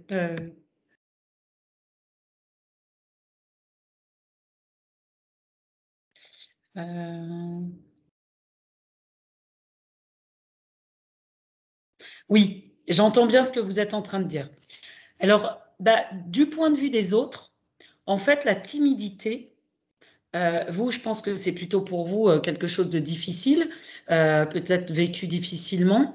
Et du coup, pour vous, vous êtes plutôt quelqu'un qui va se mettre en retrait, qui va attendre que les autres, et vous allez être plutôt dans l'observation. Par contre, par exemple, pour un extraverti, quelqu'un de timide, il va aller essayer de le chercher des fois. Et comme la personne est timide, ça fait un flop du premier coup. Après, ça s'apprend, etc. Mais parfois, son fonctionnement à l'extraverti, c'est de se dire, bah, allez, je vais l'aider, il est timide, elle est timide, mais je vais l'aider, moi je vais bien, donc j'y vais. Et en fait, le timide, ça peut le mettre encore plus mal à l'aise, donc il va rester dans sa timidité et ne pas réagir. Et du coup, c'est en son sac, parfois, après, les autres peuvent le ressentir comme quelqu'un de froid et d'indifférent. Est-ce que vous voyez du coup Est-ce que d'autres peuvent... Allez-y les autres si vous voulez commenter ce que je viens de dire et surtout la question de Gwenaëlle. Excusez-moi, juste depuis le début, j'ai pas du tout accès au chat. Et là, du coup, je sais pas c'est quoi la question, si c'est possible de la lire. Oui, pardon. Alors, sinon, je vais la lire. En fait, il y a les 3 points les 3 points d'exclamation. Non, là, je vais y arriver. Les 3 points de suspension où on peut mettre la conversation à côté, si jamais. Je ne sais pas si ça marche ou pas pour vous. Mais la question de Gwenaëlle, c'est dans le test, on me met que je peux être timide. Mais après, que je peux être froide et indifférente. Sauf que ça me paraît assez contraire. Je ne saurais pas expliquer vraiment pourquoi c'est contraire. Mais une personne timide ne peut pas être froide en même temps. Et du coup, le fait de dire que je pourrais être froide me fait me sentir que parfois je peux être hautaine alors que j'en ai pas l'impression. Voilà la question et le commentaire de Gwenaëlle. On vous laisse continuer d'écrire Gwenaëlle, comme ça après on rebondira.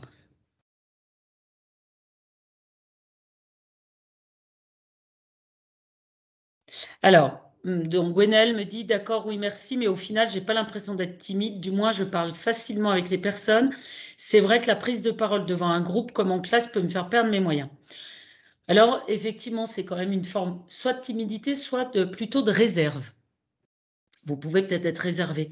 Alors là, en tout cas, vous avez une bonne conscience de comment vous interagissez. Donc, en fait, il y a une première approche qui peut être difficile pour vous, et surtout en groupe. En revanche, quand vous dites que vous n'avez pas l'impression d'être timide, c'est que finalement, si vous deviez être que une personne, 2 personnes, 3 personnes, là, vous êtes plutôt aisé.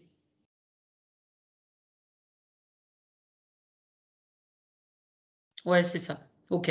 Donc oui, après, comme je vous le dis, le test, là, il a pu un peu vous... oui, toujours ces tests-là, quand ça remet une étiquette, parce que là, ça vous en met une, de dire vous pouvez... Ce qu'ils veulent dire, c'est vous pouvez apparaître froide et indifférente à des yeux d'autrui.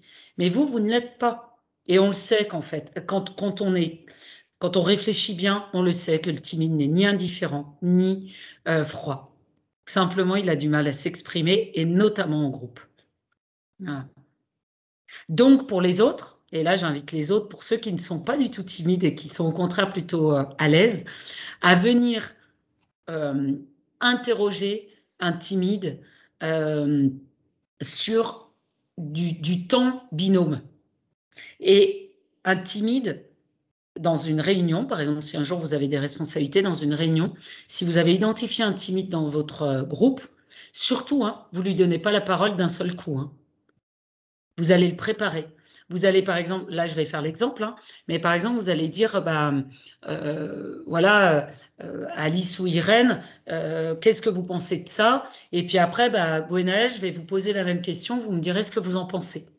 Vous le préparez potentiellement à avoir une réponse, mais pas pris sur le champ. Et puis, ou sinon, vous allez aussi le laisser s'exprimer de lui-même, voilà, en binôme, mettre à l'aise par des binômes, des trinômes, et après seulement en réunion. Oui, Gwenaëlle, effectivement, ça vous paraissait incohérent, et ça l'est. Mais c'est vraiment qu'une perception des choses par les autres. Si je peux me permettre, moi, ça me paraît pas incohérent. Déjà, ils disent bien paraît froide. Et moi, je vois tout à fait la situation à laquelle ça peut arriver. Ce serait quelqu'un, en fait, comme il est timide, il veut pas engager la conversation. On va lui demander une question, on s'attend à une question, l'autre fait juste oui. Et on ne sait pas si c'est oui, oui, tu me fais chier, ou si c'est oui, j'ai peur de parler. Et du coup, pour moi, c'est pas incohérent, mais en fait, dit comme ça, c'est vrai que c'est pas très clair, il faut un contexte, en fait. Oui, tout à fait. Mais c'est ça, hein, c'est pas incohérent. La perception de l'autre va vraiment donner, faire que le timide va renvoyer une image de froideur et d'indifférence. Ou d'indifférence. Et évidemment, Gwenaëlle, oui, il y a la façon de parler, et bien sûr, et vous avez raison, Emilia. Enfin, en fait, là, on est d'accord, hein, il n'y a personne qui a raison ou tort. Les contextes font que, et j'invite juste les gens, les gens qui ont de la facilité à s'exprimer, que quand vous êtes face à des timides, c'est plutôt que poser une question qui pourrait être répondue par oui ou non, oser poser ce qu'on appelle une question ouverte. Et là, vous obligez l'autre à répondre plus plus longuement. Et du coup, vous pouvez l'aider à, après, engager une vraie conversation. Vous voyez, typiquement, vous direz, ah bah toi, tu es en fac 2, et l'autre n'aurait plus qu'à répondre oui. Alors que si vous lui demandez quelle est la fac dans laquelle il est, quelles sont les études qu'il veut poursuivre, ou que, eh ben déjà, ça oblige à quand même un peu répondre, un peu plus. Donc, j'oserais dire les questions ouvertes. Est-ce que, Gwenaëlle, les questions ouvertes vous mettent plus à l'aise et vous permettent effectivement, malgré tout, de répondre? Ou je me trompe?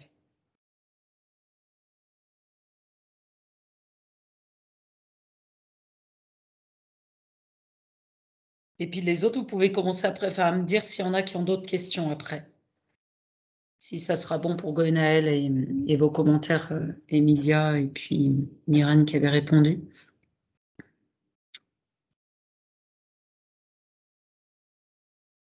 Ah, ok. Alors, Gwenaëlle me dit oui, mais j'ai pas l'impression d'être timide avec les personnes, justement, et c'est pour ça que ça me fait réfléchir si je le suis vraiment ou non. Alors, il se peut que le test. Alors, si c'est pas tellement le cas, pareil, vous oubliez. Peut-être que la manière dont vous avez répondu au test vous a fait mettre dans cette case. Parce que, typiquement, hein, dans les questions, des fois, il y a aimez-vous prendre la parole en public? Ben forcément, vous avez dû répondre non. Et puis, il y a une autre question. Dans une réunion, prenez-vous facilement la parole? Vous avez certainement répondu non. Auquel cas, ça vous a mis timide. D'accord? Et oui, Emilia dit, peut-être que le test ne distingue pas timide et réservé. C'est ça. Donc, vous voyez, et là, comme voilà, je pensais que vous pouviez vraiment l'être timide, mais si vous ne l'êtes vraiment, enfin, vous n'avez pas ce sentiment-là, vous zappez.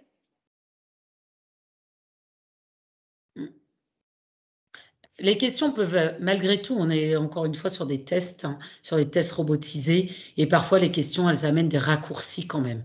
Pour ça, gardez toujours votre réflexion, gardez toujours votre bon sens. Ça me parle pas, tout va bien, quoi. Hein, voilà. Est-ce qu'il y a d'autres questions? Moi, j'aurais une question, s'il vous plaît. Oui.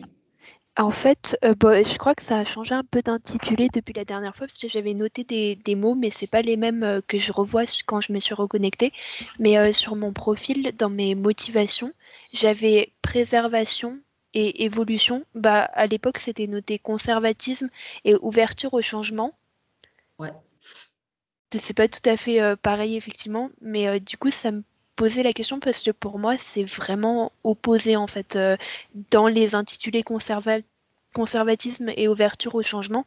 Et du coup, bah, je me demandais sur un profil, ça fait un peu bizarre quand même. Oui. Oui, alors là encore, c'est effectivement la justesse des mots. Et effectivement, c'est plus la même chose. Après, là encore, on est sur des mots. Ce que j'invite toujours, c'est quand vous avez le mot, vous allez chercher bien, vous allez bien chercher, pardon, l'explication qui est donnée. Parfois, elle atténue parce que le vocabulaire tel quel, si je vais pas chercher, vous savez, vous pouvez glisser la flèche et puis ça donne quand même une description, ça aide des fois. Mais oui, conservatisme et conservation, c'est pas la même chose. Enfin, D'accord. ouais. Ouais. Non, puis effectivement, ouverture d'esprit et conservatisme peuvent être contradictoires, mais pas toujours quand même. On peut être quelqu'un dans la conservation par exemple, euh, ah mince, pas de tradition justement, je cherche un autre mot, de valeurs. Je peux avoir des valeurs que je souhaite conserver tout en étant très ouvert d'esprit, c'est-à-dire que je prends les points de vue des autres. D'accord, bah là c'était plutôt ouvert au changement. Ah Et non, c'est non, vrai que ouais. dans la description, il y avait noté souvent peu enclin au changement et le profil est guidé par l'évolution. Du coup, c'est vrai que c'était un peu Oui, perturbant. Et dans ouais. les scores, c'était 73% et 74%. C'est vrai que Ah c'était. ouais, C'est vrai ouais. que je me reconnais parce qu'il y a des choses où bah, j'essaye de changer. Enfin, Ouais, dans mes ouais. projets, quand ça marche pas, j'essaye de changer. Mais Mhm. c'est vrai que souvent, dans mon côté personnel, on me dit que je suis très conservatrice. Mais du Ok. coup, je me demandais, enfin, c'est un peu bizarre. Par exemple, si on me demande comment je suis les deux. C'est un peu spécial.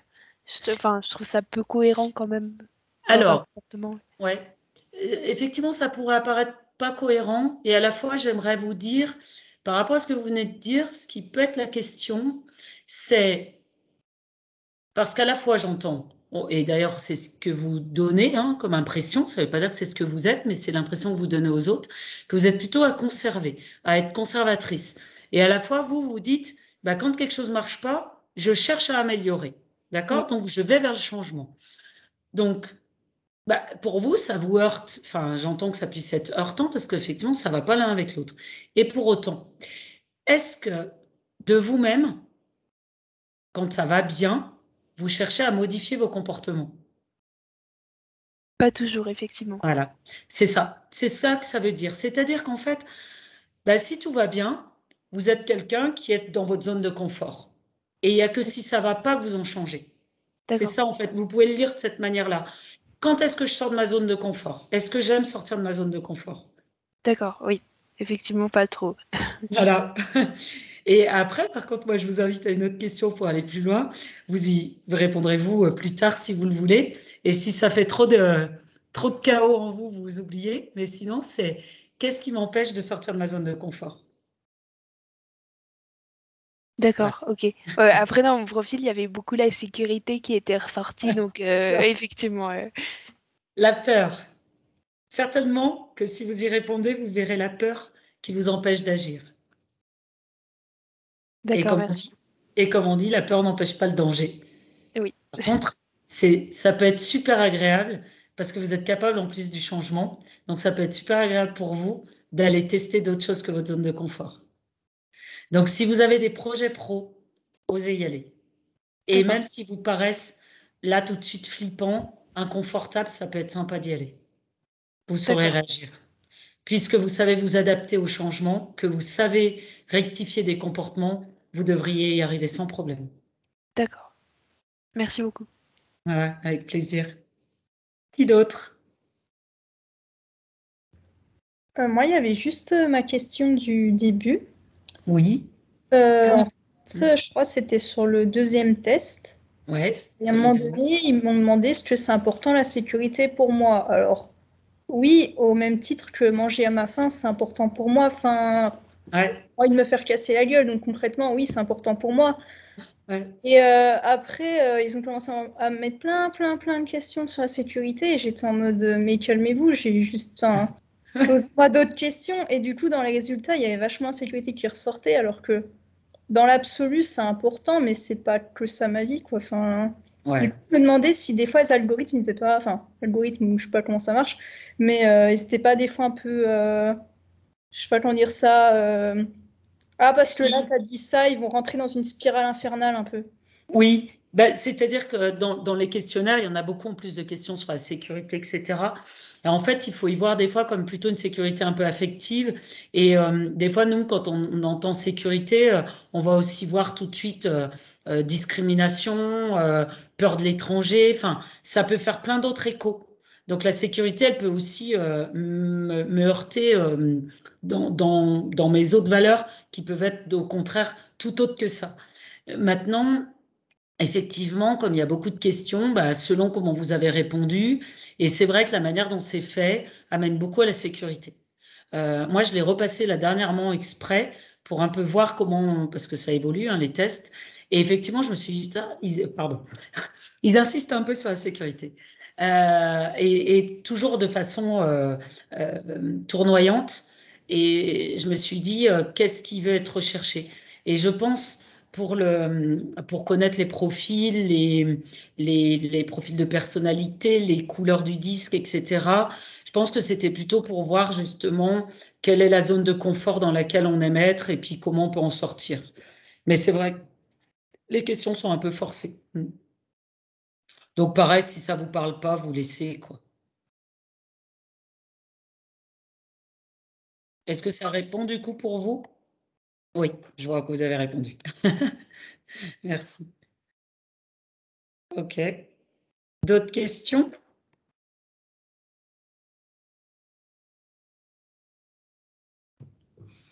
Si personne n'a de questions, moi j'en aurais une, si ça vous dérange pas.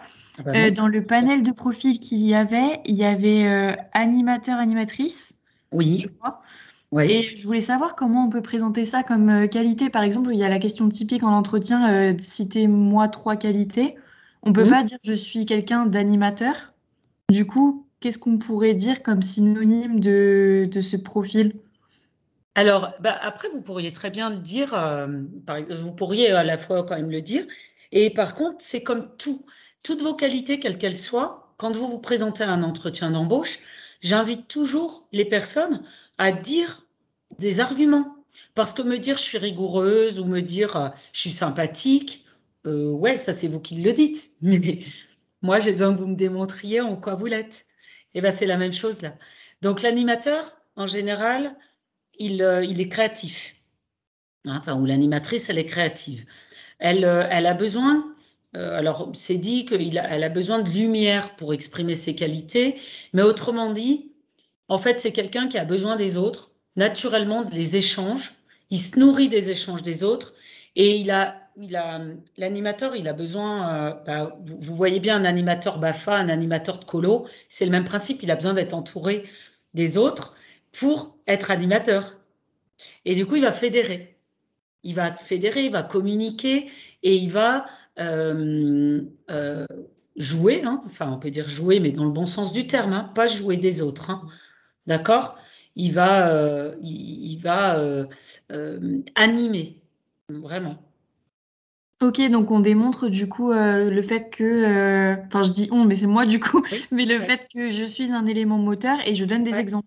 Ok, d'accord. Oui, voilà, et vous donnez des exemples, et puis vous dites, moi je suis un bon communicant, enfin je suis une bonne communicante. Un animateur dans une équipe pour une boîte, l'employeur, il est sûr que vous êtes quelqu'un qui va parler de la boîte avec du positif. Vous allez être le bon représentant, vous allez être la personne qui va, voilà, lors d'une soirée, on vous demande ce que vous faites, et ça peut durer 5 minutes que vous expliquez la boîte dans laquelle vous êtes, parce que vous allez être à fond, quoi. Voilà.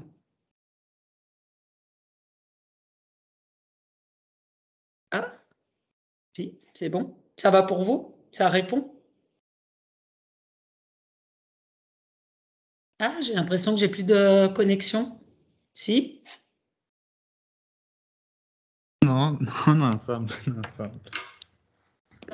Ça bug? Non. Non, Ok. non, on vous entend. Ok, très bien. Non, j'ai eu un doute. J'avais l'impression que j'avais le micro qui avait coupé. Voilà, donc vos profils de test, là, vous pouvez vraiment vous en servir pour les argumenter lors d'un entretien. Vraiment. Et quelle que soit la qualité, dans l'exercice, qui est quand même un peu désuet, mais bon, qui existe encore, dans l'exercice de donnez-moi 3 qualités, allez-y, quoi. Donnez 3 qualités, mais argumentez-les tout de suite et ramenez au poste. Ramenez le recruteur En fait, dites-vous que si vous posez la question, c'est pour voir si vous correspondez au poste. Rien d'autre. Parce que sinon, des qualités, vous n'en avez pas que 3. Hein. Et en plus d'un recruteur à un autre, vos qualités, d'un recruteur et d'un recrutement à un autre, vos qualités vont bouger. Parce que votre poste ne va pas forcément être le même. Donc, vous allez bouger vos qualités en fonction, vous allez adapter vos qualités au poste. Pas pour faire plaisir à l'autre, hein, pas pour faire plaisir et dire ce que le recruteur veut entendre, plutôt pour valoriser ce qui est nécessaire dans ce poste de votre personne. Voyez-le toujours comme ça. Quand vous avez un entretien d'embauche, une valorisation de poste à faire, l'idée, c'est de venir rassurer votre recruteur sur ce que vous pouvez lui amener de positif dans ce qu'il attend. Mais pas de répondre juste pour lui faire plaisir. Ça ne servira à rien.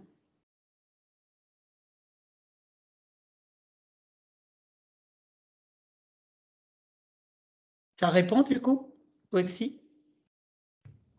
Oui, c'est tout bon, merci beaucoup. Avec plaisir. D'autres questions? Tiffany. Ah, mais elle n'est plus là, Tiffany. Tiffany est partie. Je crois, hein? Ouais, non, je ne vois pas Tiffany. OK. Par rapport à ces tests, donc vous pouvez aller voir les autres tests de personnalité, hein, bien sûr. Vous pouvez voir les autres profils de personnalité hein, dans le disque. Quand vous êtes sur votre... je vais vous montrer, parce que vous ne savez peut-être pas comment y aller.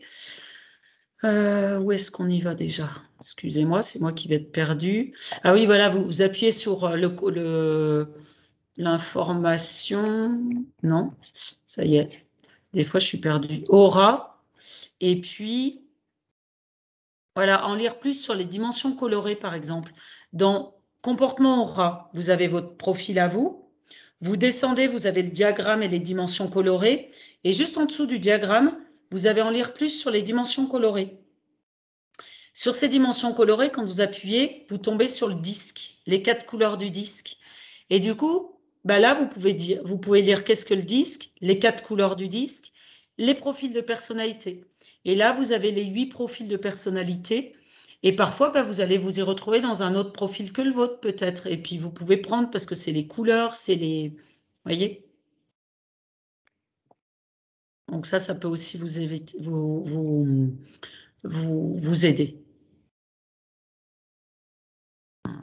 Et ça peut vous aider vraiment à surtout travailler avec d'autres. Merci Alice pour vos échanges. Bonne soirée à vous. Et puis je sais pas si les autres, vous avez fini, on peut aussi s'arrêter là si vous avez besoin, mais je peux encore répondre bien entendu à des questions.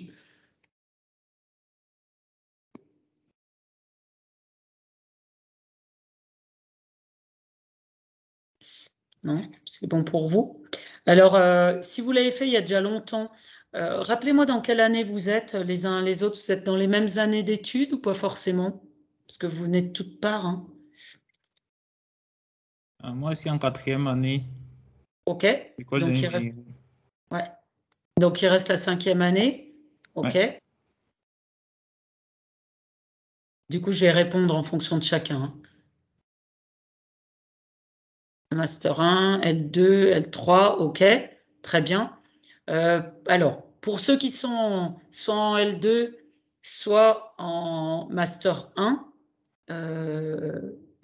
donc ils sont encore en cours, et il y a encore une année ou deux à faire, d'accord? Avant l'arrêt des études. Je vous invite à potentiellement le repasser quand vous serez plus abouti dans vos études, par exemple, pour pouvoir aller à un entretien avec, vous verrez l'évolution potentielle ou pas hein, dans ce temps-là. Pour ceux qui sont en dernière année de, par exemple, de DUT ou bien en L3 et vous ne savez pas forcément encore si vous allez dans tel master ou si vous prenez la vie professionnelle, eh bien, c'est intéressant de vous fier un peu à ça et d'évoluer avec votre projet professionnel. Ça peut être intéressant. D'accord, merci. Voilà. Et puis sur ces dernières années là, vraiment toujours avoir en tête que votre projet professionnel, ça c'est que mon opinion, elle n'appartient qu'à moi, mais faites votre projet professionnel en fonction de vos valeurs, vos motivations réelles, vos besoins, et vous trouverez l'entreprise qui vous correspond. Ça, c'est extrêmement important. Bon, moi, je fais des cours de valorisation de compétences auprès des écoles supérieures. Peut-être que je serai amenée à vous revoir dans le cadre des entretiens d'embauche des fois, enfin, etc., mais pas forcément. Donc, peu importe. Ce que je vous invite simplement à faire, et que je dis régulièrement, c'est il y a toujours une place pour tout le monde. Ça, c'est réel et c'est pas le monde des bisounours. Je le dis en connaissance de cause. J'accompagne du monde et il y a toujours de la place pour tout le monde. Et n'allez pas avec la peur vers un poste. Allez-y avec des réflexions réelles qui font que votre projet il est abouti. Vous ferez beaucoup moins de recherches d'entreprise, mais vous mettrez de la qualité dans ce que vous rechercherez et vous ferez beaucoup moins d'entretiens inutiles et surtout vous évitez les entretiens d'essai. Vous savez, oh, je vais me tester. Ça, vous oubliez. Ça n'est que bon à vous démoraliser, vous démotiver et vous en prendre plein la figure parce qu'en fait, ça ne vous correspondait pas. Donc, vous démotivez, vous dévalorisez. Donc, faites une bonne recherche d'une boîte qui paraît correspondre à vos valeurs, qui paraît correspondre à votre personnalité et à votre projet. Et là, vous trouverez des boîtes. Voilà, alors s'il y a des rebonds, j'écoute. Simplement, je vais lire ce que met Maëlle. Le test dit que je suis en profil protecteur et analyste, mais j'aimerais bien savoir si c'est possible et comment d'arriver à prendre l'initiative et le leadership dans un projet. Je pense à des travaux de groupe, par exemple, où personne ne prend vraiment les devants, mais où j'ai aussi du mal à le faire, même si j'aimerais. OK. Alors, prendre le leadership, en tant qu'en plus protecteur et analyste, pour vous, ça doit être très carré, j'imagine. C'est-à-dire que vous analysez les situations, et bien, vous pouvez prendre le leadership, puisque justement, vous savez analyser. Vous pouvez dire aux autres, bah, voilà ce que j'ai à proposer. Voilà ce que j'ai à proposer par rapport à ce qu'on vient de se dire. Voilà, j'y vais. Et puis, vous pouvez, en tant qu'analyste protecteur, vous allez pouvoir dire, bah voilà, moi, je vous propose, on fait des deadlines et on pose un cadre dans notre façon de fonctionner en groupe. Et là, vous allez prendre le leadership, voilà, de façon assez aisée et sans contraindre les autres. Alors évidemment, après, vous demandez l'accord aux autres si votre proposition leur convient. Et ça, c'est juste du bon sens, mais quel que soit le profil que j'ai, je demande aux autres. Et surtout, si vous voyez que personne n'y va, s'il y a déjà quelqu'un qui prend les devants, eh bien, que ça vous convient, vous n'aurez pas ce besoin d'y aller. Par contre, dans ce que je lis, si je ne m'abuse, c'est plutôt dans le cas de figure où il n'y a personne qui se met chef de projet, quoi, en gros. Ben là, ouais, vous y allez. En demandant l'accord aux autres. Est-ce qu'il y en a qui veulent commenter ça? Est-ce qu'il y a d'autres idées pour prendre la place d'un leadership si j'en ai envie? Est-ce qu'il y a d'autres propositions? Ouais. Très bien. Emilia? Ouais. Je voulais juste dire à Maëlle, moi j'ai le profil protecteur et stable, donc assez proche d'elle. Ouais. Moi je sais que dans les groupes, dès que je vois que ça avance pas, ça m'énerve. Alors je suis toute. Enfin, c'est pas méchant, mais je propose vite des trucs parce que je suis pas là à attendre que ça passe, quoi. Et je pense que c'est pas du tout antagoniste, en sachant que en plus le fait de faire juste des propositions, les autres ils sont libres de dire non. On ne sait pas non plus donner des ordres. Donc pour moi, fais ça tranquillement en mode est-ce que cela vous dirait en mode gentillesse. Il n'y a aucune raison que ça brusque quelqu'un ou quoi. Ouais. Au contraire, vous allez peut-être, oui, c'est tout à fait ça. Puis au contraire, vous allez peut-être sauver entre guillemets le groupe où personne ose. Et puis en posant la question, il y a peut-être quelqu'un qui vous répondra oui, moi je suis d'accord avec toi, j'allais justement le suggérer. Et puis ça peut être une co-animation. Mais justement, Oh, pardon, oui. désolée. Vas-y, je t'en prie. Ah, merci. C'est exactement ce que j'allais dire. Enfin, pas exactement, mais c'est que à sa place, du coup, je recueillerai le consentement des autres à chaque proposition ou chaque étape. Et comme ça, il y a vraiment une direction commune qui est prise et ça sera pas forcément un leadership du coup, autoritaire, ça sera un leadership qui est voulu et de façon un peu plus démocratique. Et je pense que c'est la meilleure chose à faire dans ce cas-là. Ouais, tout à fait, c'est ça. Lucie, vous alliez rebondir. Oui, je suis tout à fait d'accord. Moi, j'ai le même profil qu'Emilia et je suis pareil, ça m'énerve énormément quand ça avance pas un projet. Et pour prendre le leadership, je pense que le plus intéressant, c'est de proposer des choses. J'imagine que tu aimes bien le cadre, Maëlle, c'est de proposer des choses cadrées d'organisation, des deadlines, des choses comme ça. Et je trouve que ça amène tout le monde à participer. euh, Alors que tout le monde est passif, ça amène tout le monde à participer pour débattre des deadlines et aussi des objectifs à atteindre dans les temps et les choses comme ça. Tout à fait. Ça vous parle, Gwenaëlle, du coup?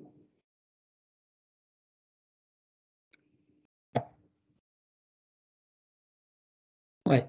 Bon, bah, très bien. Puis c'était bien la situation dans laquelle vous étiez où personne ne prend le lead.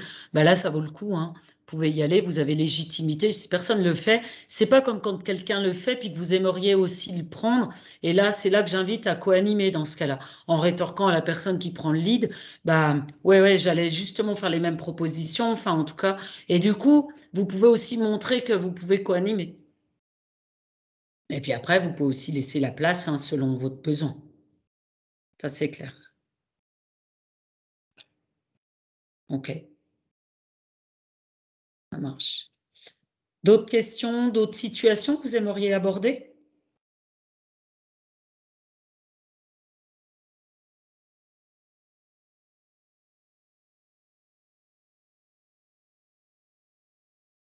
Non?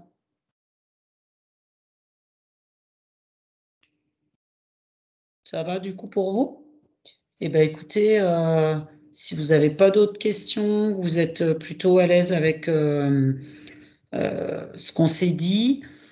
Moi, j'ai rien à ajouter. Ouais, non, j'ai rien à ajouter là tout de suite ce soir, en tout cas. Voilà.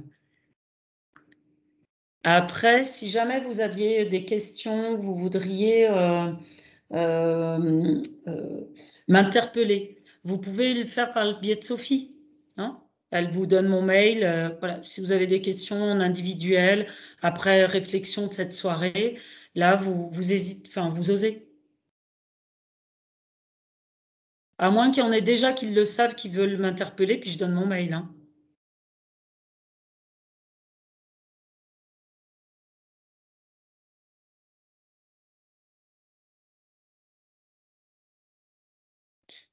Non, je ne le donne pas forcément ce soir, mais vraiment, osez le dire à Sophie, je lui redirai, puis bah, de toute façon, comme c'est enregistré, Sophie pourra le savoir, mais elle vous donne mon mail, vous m'interrogez. Avec plaisir. D'accord, super. Voilà. D'accord. Merci à vous. Et puis, bah, écoutez, je vous souhaite une belle continuation dans vos études si je ne vous revois pas sur cette année ou d'autres années.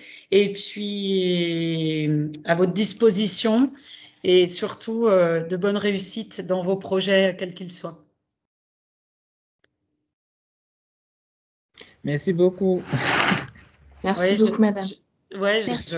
je dis ça, je vous prie de m'excuser, j'oublie de faire le point. Est-ce que ça a convenu à vos attentes? J'ai oublié totalement. Donc, je vous dis au revoir avant de vous demander vos attentes. Oui, Maëlle, ok. Vous vous Ouais, attendiez à ce genre c'était d'échange ou pas super. du tout? Ouais, c'était intéressant pour vous? Ouais. Moi, je m'attendais à quelque chose de moins communicatif, je pense. Et du coup, bah, je suis très agréablement surpris qu'on ait pu discuter de situations, de choses comme ça. Et je trouve ça très enrichissant parce que c'est vrai qu'il y a des réponses à certaines questions euh, que je me pose aussi, mais auxquelles je n'ai pas pensé. D'accord, ok, merci Lucie. Les autres, pour vous?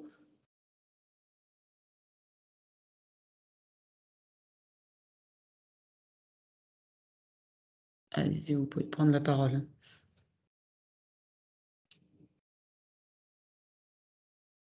Ok.